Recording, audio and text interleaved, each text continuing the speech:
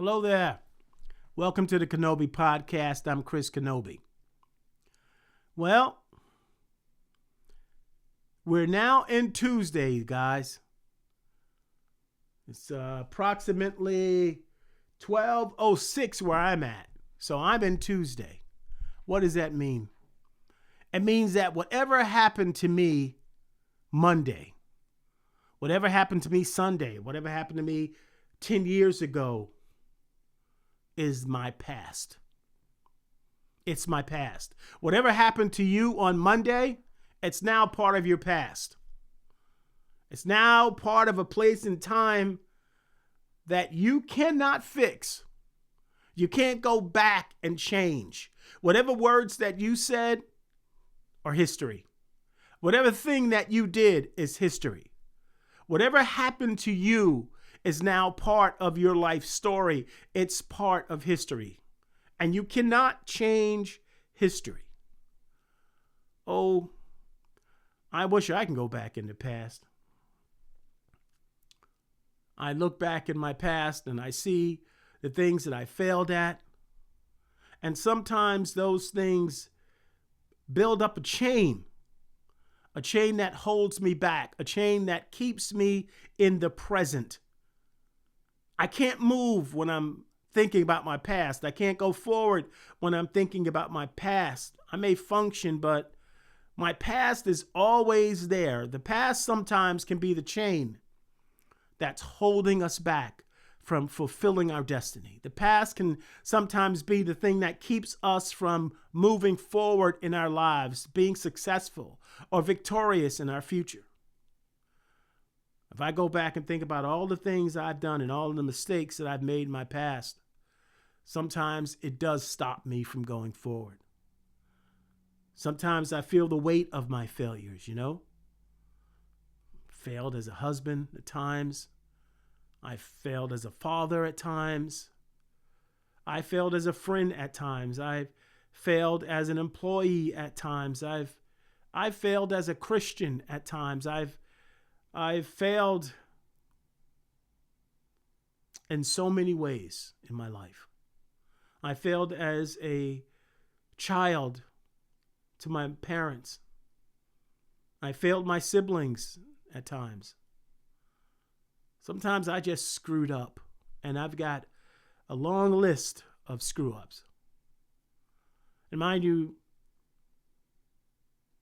I wish in my heart that I can go back, because my past sometimes and your past sometimes keep you tethered to that shame, that feeling of self-condemnation, of blaming ourselves for the things that we've done, or for carrying the shame for things, the wrongs that were done to us. Seems like we can't let it go. I've heard the phrase all the time, you need to let go of the past. You need to move on from the past. It's easier said than done. I've tried. Sometimes, I've had so many losses in my past. So much to cry over and so much to grieve over in my past. I've got so much to blame myself over. And at my age, when you feel that you're getting older every day and twilight starts to fall, you wish more than ever you could go back in your past and fix things. You wish more than ever you could have stopped the damage that you may have done to yourself and others and to your body and even to the world and to the community that you live in. But I've got news for you that I've had to accept. We can't fix our past. We can't go back, meaning you cannot go back in your past and somehow rearrange things. That only happens in comics and movies. Nope. The past is canon. Doesn't change. No matter how we try to reconform it in our minds, the past never changes, and it stays with us, and it reminds us of those things that happen in our lives that keep us in sadness and depression and anxiety, keep us in fear, keep us in doubt. We doubt ourselves and doubt our ability to win. We blame ourselves. And then we say, because you've done these things in the past, you're unworthy of being successful. You're unworthy of being victorious because of the things that's happened in our past. We say to ourselves, we don't deserve to be happy. Somehow something that was done to you or to me becomes my fault, and a shame that somehow I have to carry like a wet blanket as if it's my fault that it happened, but it's not. Whatever it was, it's in the past. No, we can't erase the past, but we can learn from the past. We can build on the past, right? We can get stronger from our past. We can overcome our past. We can be better than our past. You can be better from your past. I can be better from my past.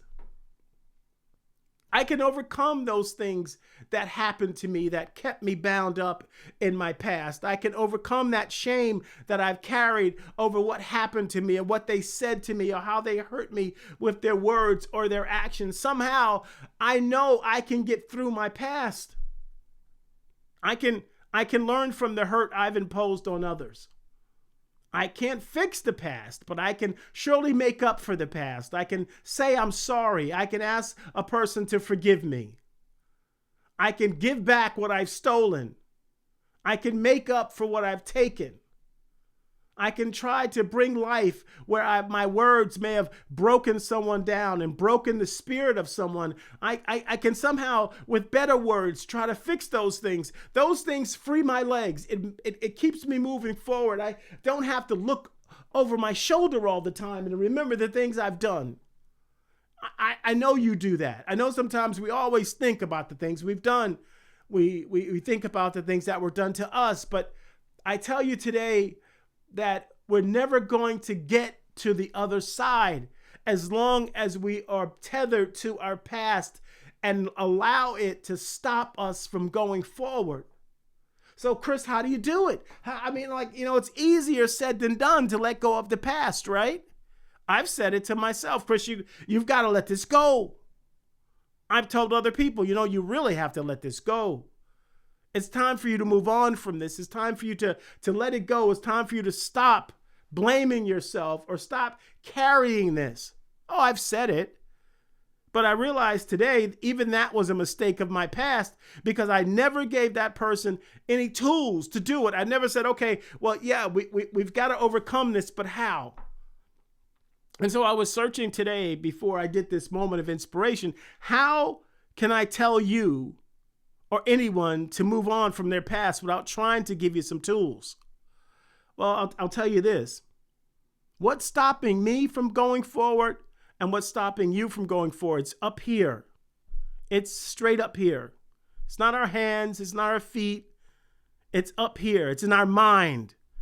The mind, the memory bank that remembers those things that happened and somehow formulated an opinion and a truth that we cling to. It could be a bad truth. It could be something that's true, but somehow the things that we are focused on in our mind brings us to this place of self-condemnation, shame, and fear, anxiety, depression, and self-harm in some ways in terms of the things we do to try to get over our past.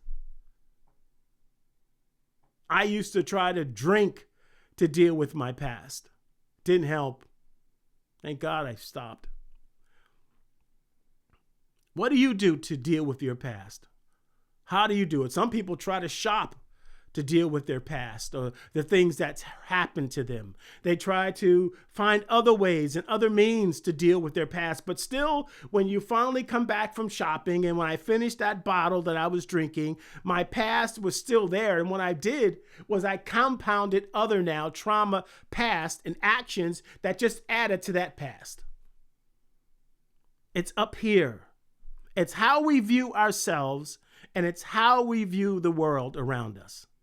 That's what's stopping us. Because I can't change what happened, but I can change how I view myself over that thing. And so today I found a scripture verse in the Bible, of course, that I believe I'm going to use to help me overcome that chain, to break that chain of my past. And I want to offer it to you as an exercise, as a challenge for you to use as well to break the chains of your past and to move forward for the rest of this week, for the rest of your life even.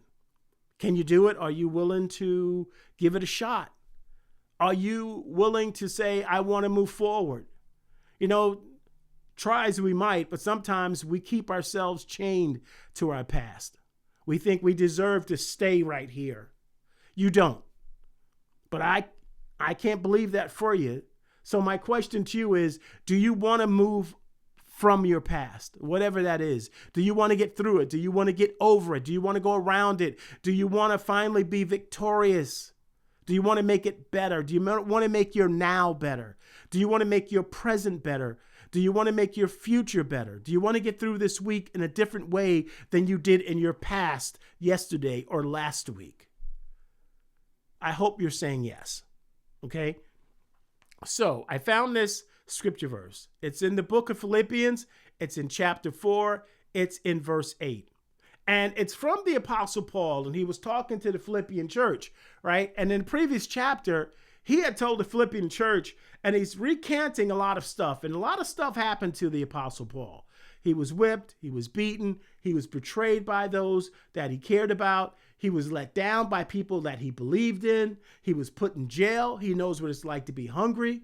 He knows what it's like not to have a roof over your head. He knows what it's like to be scared. He knows what it's like to be anxious. He knows a lot of those things. That's all part of his past. And so he's saying all of those things, but then finally he says, listen, I've decided not to let this define who I am.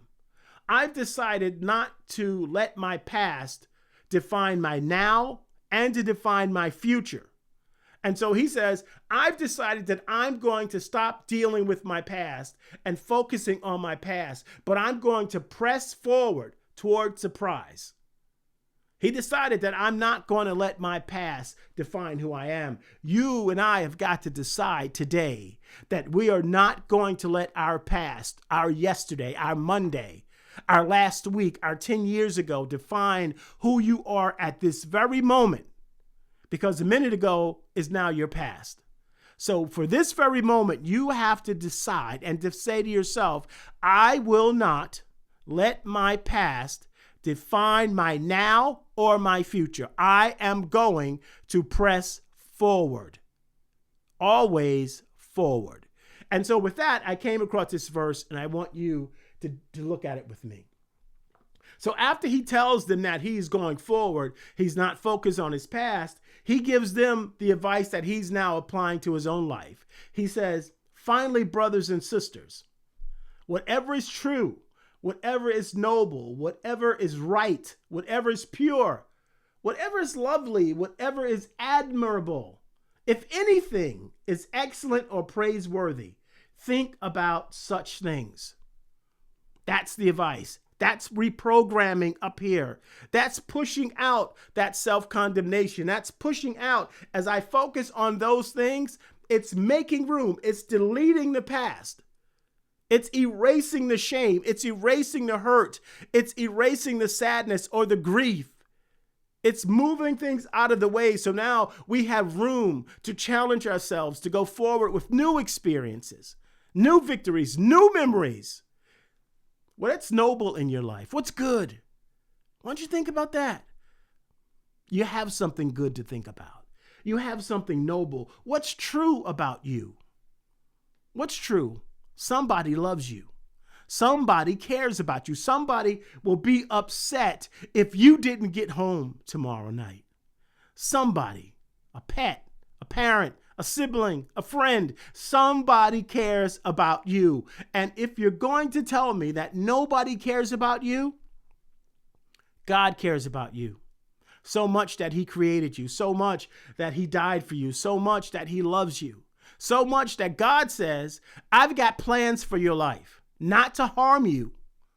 I've got plans for your life, not to harm you, but to give you a future, a forward, and to give you a hope. God loves you. So that's true. Find other things true about yourself and say them. I don't want you just to think them. I want you to speak it, because when you say it aloud, you're now reverberating it back to your ears and back into your mind as new data. So I want you to say it. It's going to come in and it's going to go up here and it's going to push that past negativity out of the way. What's right in your life? Come on. What's right? Let's put things in perspective, right?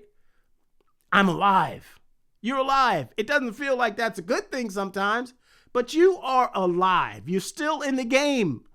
You're still playing. You still got tools. You still have your mind. You still have your limbs. You still can walk and talk and think. You still have people around you. You still have another opportunity to win. There's so many people that we all know on the other side of heaven now that don't have that chance to come and fix it. You are alive. I would say that's right in your life. You're loved. I'd say that's right in your life. You have a roof over your head. You have food in your belly. May not be the best.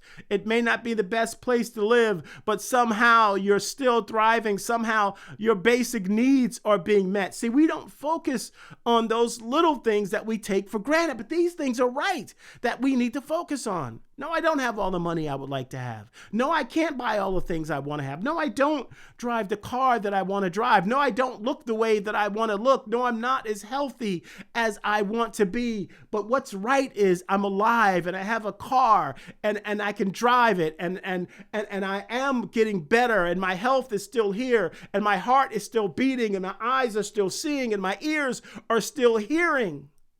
That's right in my life. I still have a job. May not like it, but I still have a job, right? What's pure? What good memories do you have? We talked about inspiration. So what do you have that's pure in your life? Think of something good, so good that there's such a honesty around it, a purity, a goodness, a wholeness. Is it a parent? Is it a pet? Is it something? What do you have that you can focus on that's pure? What's lovely in your life? Someone that loves you. What's admirable? What's good about you? Start talking it. Start saying it. You're a good person. You're a good person. You have an opportunity to do better. You can be better. You will be better. That's admirable that you even try. It's admirable that you're even listening to this. It's admirable that you want to get past your past. It's admirable that you're tired of your past. It's admirable that you say you want to be a better person. You want to be more healthy. You want to be stronger. You want to be a better parent, a better friend, or a better sibling. Those things are admirable. Most people don't think about those things anymore in the world we live in. So it's admirable that you are thinking about them. Whatever is excellent or praiseworthy. Praiseworthy. Who do you have to thank? We all have somebody to thank. We have a friend that always there for you, that always speaks life into you, always listens to me. I've got friends that do that. They are such a support for me. And I don't tell them how much I appreciate them enough. I don't tell him, my friend John, how much I love him and how much I appreciate him for everything, for being there for me. That's praiseworthy. My parents, my siblings, I don't tell them far enough. Maybe they don't deserve it, but I should tell them. What's praiseworthy in your life? Who can you thank? Even if they're not here. What do you have that's praiseworthy? What good has someone done for you? What good have you done? So I want you to start thinking about these things and focus on these things. And don't just think. I want you to write these things down because that adds to memory and push things out. It adds for new space up here. I want you to speak these things out loud. I want you to find someone to praise. I want you to call someone and give them praise. I want you to call someone. Think of someone, and who can you call to say, I love you. I'm grateful for you. I'm grateful for what you've done in my life. I'm grateful for the sacrifices you've made. I'm grateful for the teachings, even though at the time I didn't appreciate them. Who can you speak those things into? Who can you praise? Find someone to do it every day. One person to praise, one thing to praise every single day. We can find that if we look hard enough, and we're breaking that chain. Every time we do it, we're breaking the chain of our past. Who can you find to say, I'm sorry to, that you've hurt? Those words that you spoke over someone that weren't right in your life, now you can make it right. Whatever's right, make it right. If there's something wrong in your life, make it right. If you've done something wrong, make it right. Do better, be better, give back, say you're sorry. Now, who's hurt you? It doesn't matter if they say they're sorry.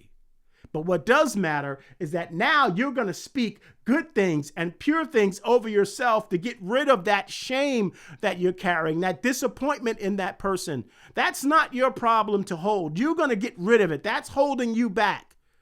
So we're going to press forward. We're going to get through this week. And I want you to look at next Monday and see that now you've added 7 days to your past that you can't get back. But these 7 days are better than the past 7 days and the past year and the past month when you were carrying that hard chain that was keeping you stable. You couldn't move from it. I want you to go forward. I want us to go forward. Who do you know that needs to break through from their past? Who do you know that you've told to them, you really need to get over it? Who have you said to, you need to let go of the past? Who have you said, you need to let this go, but you never told them how? You never helped them. You never showed what was praiseworthy about them or right about them. Why don't you do something right for them and pass this off to them? Give them a chance to break that chain. Give them the tools to let go of their shame and their hurt and their self-condemnation and their disappointment. Pass it on and like it for me and subscribe it for me. Let's push this on. Let's give it forward, not pay it forward, but let's give it forward. And that is another moment of inspiration. You can do it. You will do it. I know we will do it. Ciao.